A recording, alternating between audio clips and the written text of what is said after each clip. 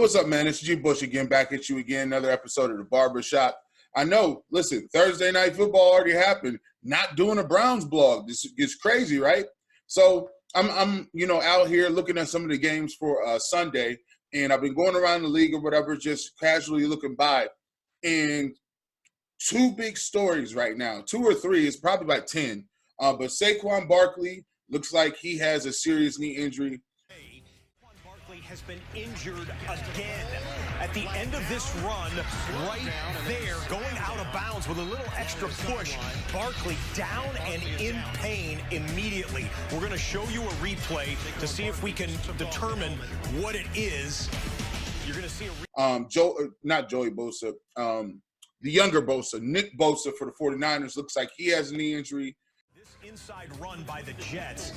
Nick Bosa, the reigning defensive rookie of the year, was rolled up on. It looks like maybe his knee shifted in an awkward way. There's like Raheem Mostert got hurt.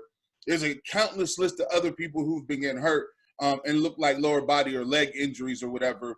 And from the looks of it, those guys look to be seriously injured. I don't want to put any speculation out. Obviously, you don't never do that kind of predetermine whether or not somebody has a leg injury or not. But what I thought I'd do is I come on and talk to this situation because, unfortunately, I've had over 13 surgeries from playing football. So I played at Ohio University. I played defensive end. I played in high school. And then, I've had 13 surgeries. And those surgeries include 2 ACLs, MCL. I've broken my big toe, my left one.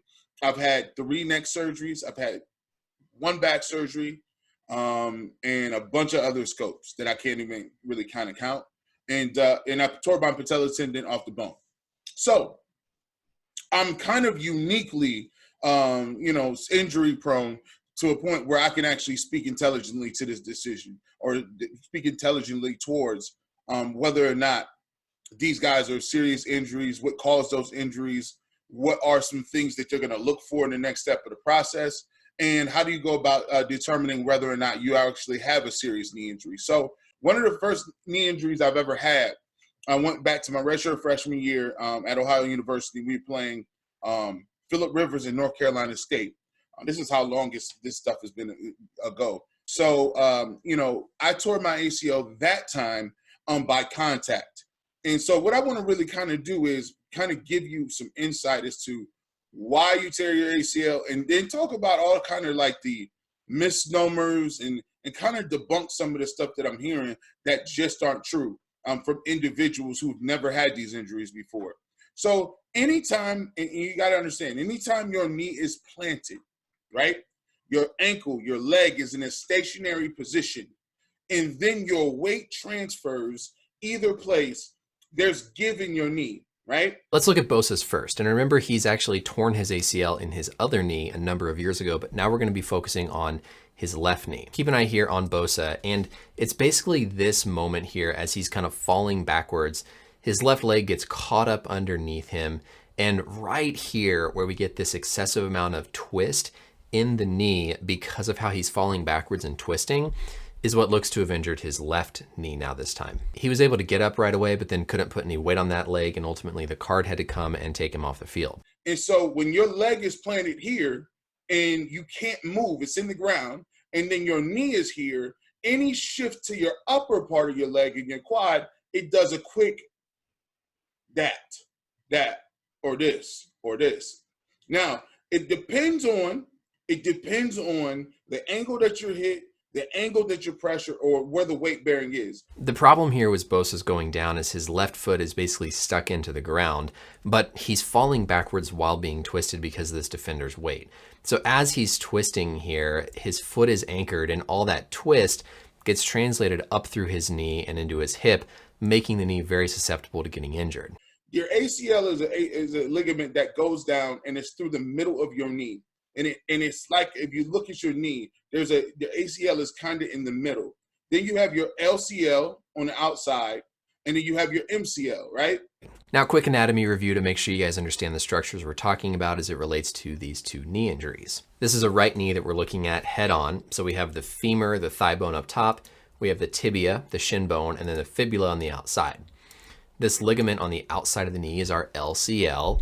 The ligament on the inside of the knee here is going to be the MCL. And then just through the front, you can see a little bit of the ACL. If we flip the knee around to the back, now we can see more of that ACL and we can see the PCL. So anytime your leg shifts like this and then your foot is planted, that ligament is very, very susceptible to tearing. And it does not take that much pressure. I believe it's almost 7 or 8 pounds of pressure that can tear that ligament. And if you look at guys who are really strong in their lower body, you look at when guys do speed cuts, when guys plant and go, there's explosiveness in those movements. And any weight, any shift in your weight this way or that way can tear that ACL. Certainly here with Bosa's injury first, anytime we see a knee get twisted like this, especially as a guy is falling backwards on it, we worry about an injury to the ACL. First ACL I had, I was hit on the right side. A running back came in and cut me. A little sweep action to Paris Campbell, who has been very effective as a receiver. Outstanding speed. And, boy, this is bad news. Campbell is down holding his knee. Harrison Smith, the Pro Bowl safety, beset with all kinds of injuries. Last year was nightmarish for him. And ACL feels like the worst pain you've ever felt for in about 5 to 7 seconds. So that's why you always see people writhing in pain and rolling around. Down and in pain immediately. We're going to show you a replay to see if we can determine what it is. Because it's a shock. It's like a pain you've never felt. It feels like somebody shot you in your leg. But, the pain is undescribable. But after that pain usually wears off, you can see people get up and walk to the sidelines. In my case, I got up and the team doctor had me down, and they usually do that little test thing, right? They grab your arm and they grab your arm like this, and you see that they're holding your arm and they're twisting a little bit like that to see. What they're checking to see is how much your knee shifts this way or that way. If it's shifting a lot, then you know that the ligament is not keeping your leg in place. The stability in your knee is now gone because that ACL is either torn or slightly torn, right? So there's 3 ways they diagnose that. So they do that test, right? And when they do that test, and if it's moving a lot, they pretty much know that there's either a tear or a complete tear. The next thing you do, go to the locker room. The next step is, all right, if it's really, really big, really big, the next thing that's going to happen is your knee's going to swell up as big as a balloon, right? Knee's going to be huge. Now, that could be just due to inflammation, or it could be fluid in there. But generally speaking, if your knee swells up that much really quickly, it's not just swelling, it's blood. And in my case, they drained my knee. And when you drain your knee and there's a bunch of blood in there, that's when you know there's a torn ligament, because there's a tear. If it was just swelling, it would be a clear yellowish fluid, right? That's inflammation in your knee, and they would do it, and they would think everything's cool. So that's the second step they do. So they do the knee stress test. They drain your knee, and sometimes they won't drain your knee. It all depends on how quickly it swells up, but these are telltale signs. And then the next thing is they got to get the MRI, right? So usually in these facilities, either they go to the hospital immediately, or some even got MRI machines that are in the stadium, right? So they go to the facility, do your MRI, and if you haven't ever had an MRI, if you're claustrophobic, you don't want no parts of it. If you're a big football player and you're going through a canal this big, and you gotta actually have your knee inside, it's kind of tough because you gotta go all the way in there, right? So it's very warm. It's a lot of crazy sounds, and if you're claustrophobic, it sucks. So anyway, you go to the MRI, they get the results back, and the MRI is the conclusive part of telling you whether or not you tore your ACL or not. When the MRI comes back, they'll either tell you it's torn or partially torn, and then you have options. In certain cases, in the NFL and in the NBA, these are two sports. If you're an athlete, most likely you get ACL surgery, right? And ACL surgery is what they do to bring the stability back between your knees, so it doesn't give and give and give and move and slip out of place, because that's what the ACL does. So basically, if you're a professional athlete, it's very rare that you cannot get ACL surgery because of the way that you're moving, pace, moving, directions, explosiveness, change of direction, all those things you need an ACL for, because your ACL keeps your leg and your knee in a place where it's not moving, and you could potentially harm your MCL, LCL, PCL, all the other different things, right? So what they're going to do is, once you have that surgery, there's two different options. Now, one option, you can get a cadaver. A cadaver, they'll just get, like, you know what cadavers are. They'll use that, and they'll take that and they'll drill it in, and make sure that you drill it in, and they make a new ACL. Or they could do your patella tendon. So your patella tendon is a tendon that goes right down the middle of your front of your knee. And so when you see people with the scars for ACL, it's not the fact that that's where they went in to change your knee. That scar is from them taking a sliver of your patella tendon, which runs right down the front of your knee. They take that and then they make that again. So they make a ACL with a sliver of your patella tendon, sew the patella tendon back up, and then you have a new ACL. And then last but not least, they can have an opportunity. They can do this. They can give you a hamstring, right? They really don't do hamstrings very often because, once again, hamstrings are, for athletes, something you need to be explosive, run fast, jump high, all that good stuff. So they don't want to weaken your hamstrings in order to fix your ACL. So it's just easier to do a patella tendon or a cadaver, and you can be on your way. Timetable for healing is anywhere, from 8 to 12 months. Now, with medicine, people are coming back better and stronger. To be truthful, my one knee that I had, my first ACL that I had, I got hit. So there was actually some arthritis that built in there. Like from the hit, from the blow, I had some residual effects as far as like some arthritis that sets in. That knee that I actually got hit on, I've had to have like 5 or 6 scopes, because I just need to keep cleaning it out because of that initial impact. Usually it's 8 to 12 months to come back from an ACL, depending on who you are. Some people run back quicker. Some people come back later. It all depends on if you can get the swelling and the fluid out. So usually they brace you up. They make you play with a brace for a year, up to a year. And that's why it's so difficult when basketball players take ACLs. Basketball players don't usually, generally speaking, run around with huge braces on their legs. Like, it's very difficult to be with mobility. So usually they want to get back to playing to a point where they don't need to wear that. My second ACL came less than 8 months after my first one on my left knee. That one was non-hit. It was just, I made a cut and blew my whole leg out. Like, and as soon as I made a cut, we were in a scrimmage. We were getting ready to play Pittsburgh. And I had rehabbed all year. I had been back in practice. I had my first surgery December 13th. And, you remember these ACL surgeries like you got kids. I don't got kids, but I'll tell you when I had ACL surgery because it's that life-changing. First surgery is December 13th on my right knee. Second surgery I had was in August 22nd of that next year.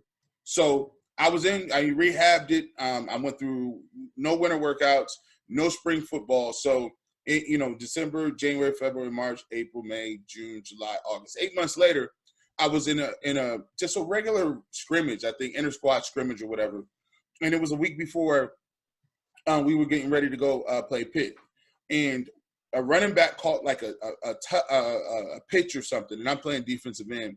And, I'm in my pursuit angle, and I kind of cut him off a little bit. So he's looking to cut back. And he cuts back, and I went to go plant my left leg.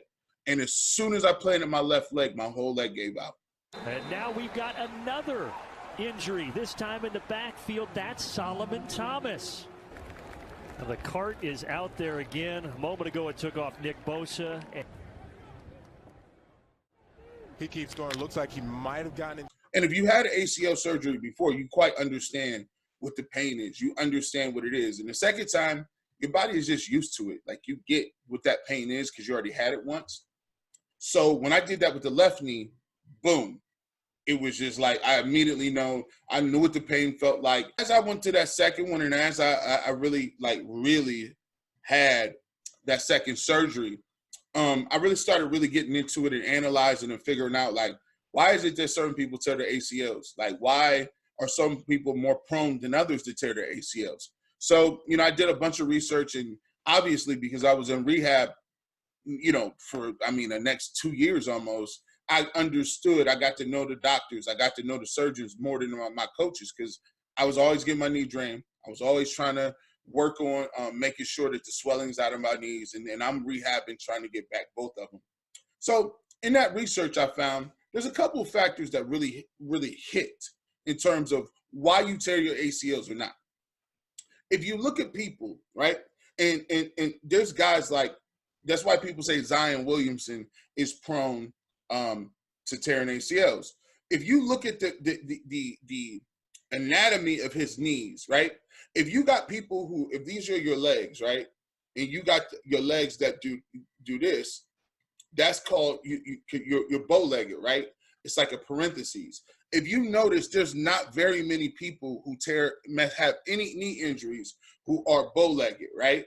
Because of the way that their legs are shaped. The stress that they're putting on their body is in their quads. It's not in the knee. The knee is set here. The stress comes from hip, right here, hip and ankle. Most people who are bow leg, hip, ankle, they don't really see knee injuries. But for me, I was what you would call not knee. So if this is your natural bow leg like this right here, my knees are different, right? The knees are set to the outside, and my knees are set like this. So imagine these are my legs, one leg. Imagine if I'm not kneed, and then now my knees kind of touch or look like this.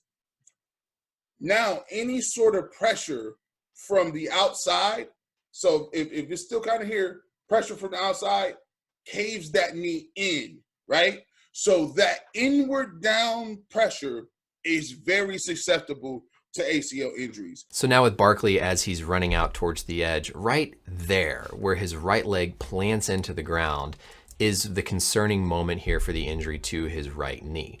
And you can kind of appreciate a little bit from this kind of posterior angle from behind him, how that knee looks like it's kind of falling inward a little bit. And we'll look at a different angle where we can see that even better. So again, here as he's running, boom, steps and plants with that right leg. We can see the knee just ever so slightly shift inward a little bit. And then of course he goes down to the ground.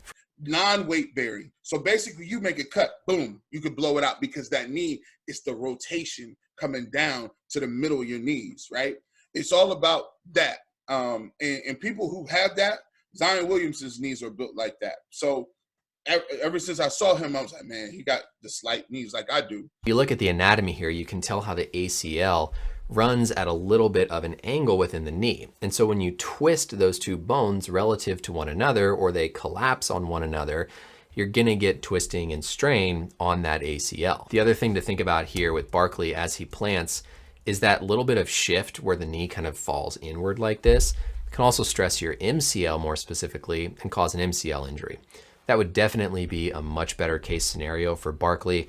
We just have to see what happens. Maybe I'm the guy who comes on YouTube channels and debunks things, but I think it's just really irresponsible for people to be on the screen talking about like preseason games are the reason, or the lack of the reason that these guys are tearing their knee up. Like, I need y'all to understand something. When you play football, it's not about if you get hurt. It's only a matter of time when you get hurt. I repeat that.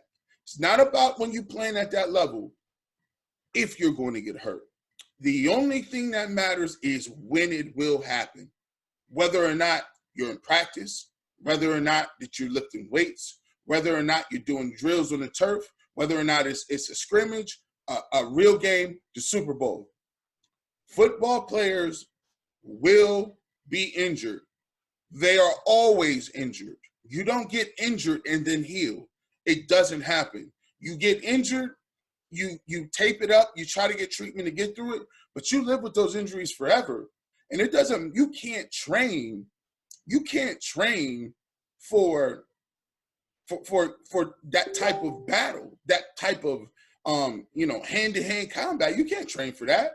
It's just like saying, yes, you could be a soldier, right?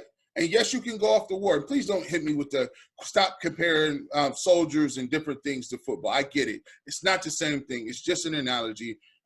Gosh, people are just so contra today, man. Good gracious. What I'm comparing is this. Yes, they can train you. Yes, they can. But if you in hand-to-hand combat on that battlefield and you're a soldier, you can't practice that. Like, yeah, bullets are flying over my head. You can't practice that. That's not practicable. Like, you can't just say, yeah, I was so prepared. Like, you could still get shot. I was really yeah, you can still, bad stuff happens. There's nothing you can prepare for that. And it's the same thing with football. If you are practicing and you are playing, and you're playing at a certain level, I think people can't fathom and understand how big, strong, and fast these dudes are, right? I'm 6'5", and I'm like 280, like 586, give or take how much I want to eat tonight. 285, 286. These guys make me look unathletic, right? And I'm more athletic than every single person of y'all that's sitting out there like on your couch. This is something that y'all got to remember about football players. These guys are 6'5", 6'6", and they're faster than everybody you know. These are linemen, offensive linemen. And I let stuff go when people say, he's so terrible. My grandmother, listen, your grandma would perish out there, dead, on arrival. Stop putting your grandmother and your mom. Why would you put your women and children on field with these guys and to die? Because that's what would happen. You and your buddies would die. And you're a grown man. I'm better than – no, listen. There's certain things these football players play with that is so painful that a regular person wouldn't go to work. They just couldn't go to work. They're like, I don't know how I'm going to go to work. Like, my knee is swollen up. I'm taking Vicodins and Percocets like they Tylenol chewables just to play. These injuries are catastrophic. But the thought process that you can somehow prepare for that is incorrect. Because when it comes time to the game, you're going to play 110%. Now, that next guy is going to play 85,000%, right? And you guys are just going to see who wins. If you look at all of these injuries, the tackle on Saquan Barkly, tackling him up high, and he drove him to the ground. Saquan Barkly, in order to try to brace himself, his knee got out of position. You can't practice that. It's an awkward tackle. Nick Bosa, he was trying to get off a block. All of a sudden, he got power drived into the ground, and his knee happened to be caught up underneath him. You can't practice that. How you practice that? My preseason game was, and if it would have happened in the preseason game, he'd have been injured too. If it would have happened outside of his house, he'd have been injured too. There's no such thing as preparing for these things, right? I just need people to understand that. And I'm just trying to tell you as a person who literally has had 2 ACLs, who literally right now needs a fusion, right? I'm 38 years old. The doctor tells me, hey, you need a neck fusion, but you're too young to get it. I've already had L5S1 surgery for herniated disc in my back. I have stress fractures in my back. I have an ACL. I've torn my, I had an extra bone taken out of my calf.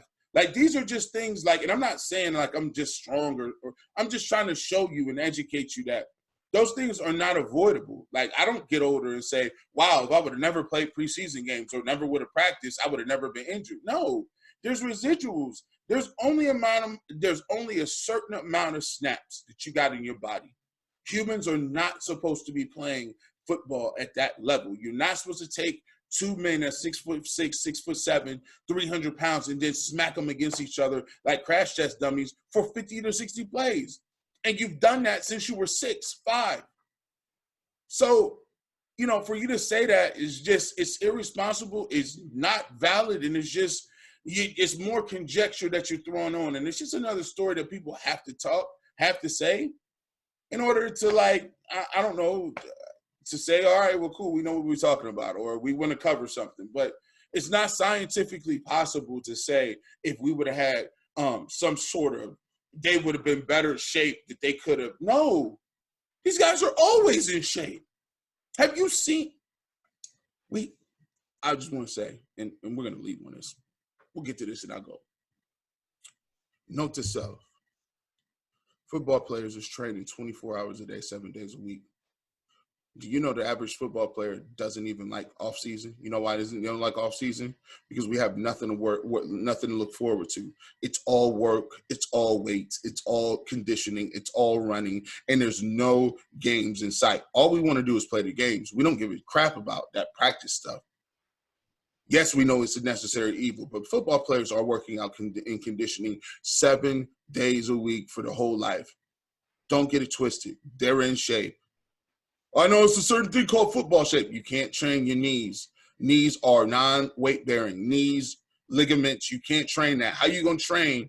How you train for not getting rolled up on by another grown man? It's going to happen. It's just about when it's going to happen. As always, I'm just here to try to debunk some stuff. It's a shame Saquon's hurt. It's a shame Nick Bosa's hurt. And I feel a connection to anybody who's ever torn the ACL, because now you're in the ACL camp. You know exactly what I'm talking about. And don't get it twisted. Nick Bosa has already torn the ACL one time back in high school. So you got to understand that these things are consistent. Deshaun Watson tore his ACL. He's torn his ACL twice. He tore his ACL last year, a couple years ago, in practice, taking a drop. Tore his other ACL when he was in high school or at Clemson. That's two. It is what it is. The only person I know that don't have ACLs is John Elway. He hurt his knee, and guess what? John Elway was like, I don't need no ACL surgery. And he never had them. So, as always, like, subscribe, hit me up. If you got any questions about ACL, what I went through, my thought process and perspective, I could talk to you and hit you up with that.